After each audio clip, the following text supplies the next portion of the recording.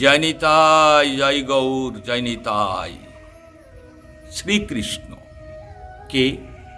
না শাস্ত্র প্রমাণ করলেন ঈশ্বর পরম কৃষ্ণ সচ্চিদানন্দ বিগ্রহ অন আদির আদি গোবিন্দ সর্বকাল কারণং। আর একটা শ্লোকে বললেন এতে সাংসকলা পুংসু কৃষ্ণস্তু ভগবান স্বয়ং ইন্দ্রারি ব্যাকুলং লোকং মৃয়ন্তে যুগে যুগে।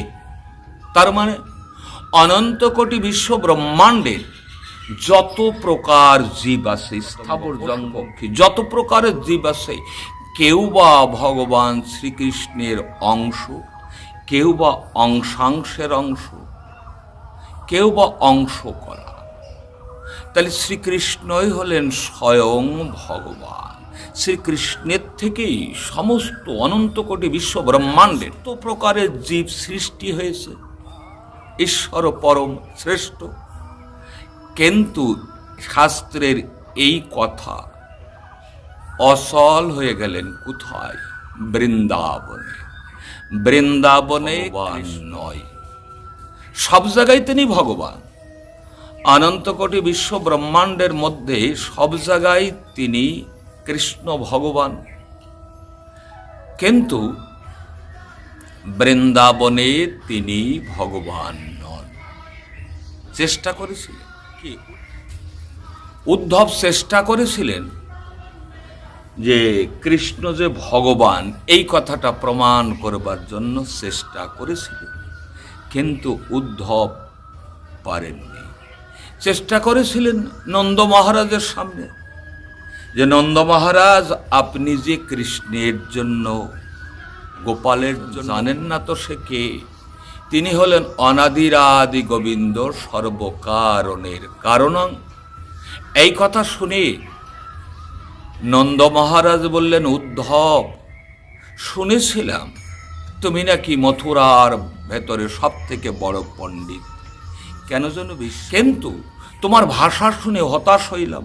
তুমি কোন জ্ঞানে বললে কৃষ্ণ ভগবান? সে যদি ভগবান হবে, সে যদি ভগবান হবে, আমার না হয় ভুল হতে পারে উদ্ধব, কিন্তু ভগবানের তো আর ভুল। সে যদি ভগবান হবে, ভগবান আপ্তকাম, ভগবানের ক্ষুধা তৃষ্ণা সে থেকে। কিন্তু আমি দিনের পর দিন দেখেছি আমার গোপাল ক্ষুধায় কাতর হয়ে মা যশোদার আঁচল ধরে বলেছে, মা গো, মা বড় ক্ষুধা পেয়েছে মা। সে যদি ভগবান হবে, তাহলে ভগবানের ক্ষুধা তৃষ্ণা আসে থেকে। আরো দেখো উদ্ধব, কৃষ্ণ যদি ভগবান হবে, আমার নয় ভুল হতে পারে, কিন্তু ভগবানের তো আর ভুল হওয়ার নয়। সে যদি ভগবান হবে, তাহলে দিনের পর দিন আমার পাদুকা মাথায় নিয়ে আমার পেছনে পেছনে কেন ছুটেছে?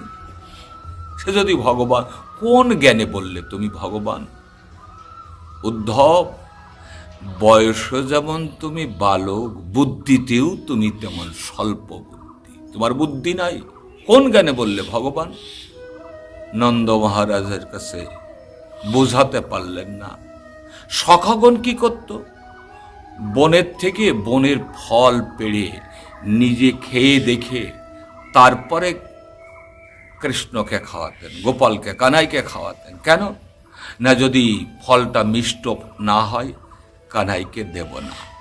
সে যদি ভগবান হবে, তো ভগবানকে কি এইটো ফল খাওয়ানো যায়? খাওয়ানো যায় না। বৃন্দাবনে কৃষ্ণ ভগবান নয়। গোপিকাগণ, গোপিকাগণ তেনারা কি ভাবেছিলেন? না না, তেনারা প্রাণ পতিরূপে ভালোবাসতেন। ঐশ্বর্য দেখেও কোনোদিন কিন্তু ভাবেনি যে কৃষ্ণ ভগবান।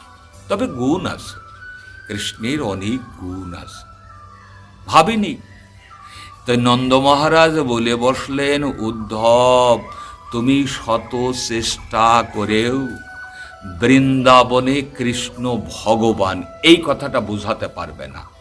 কেন না? বৃন্দাবনে কৃষ্ণ কারোর পুত্র, কারো প্রাণ সখা, কারো প্রাণপতি। এখানে ভগবান নয়।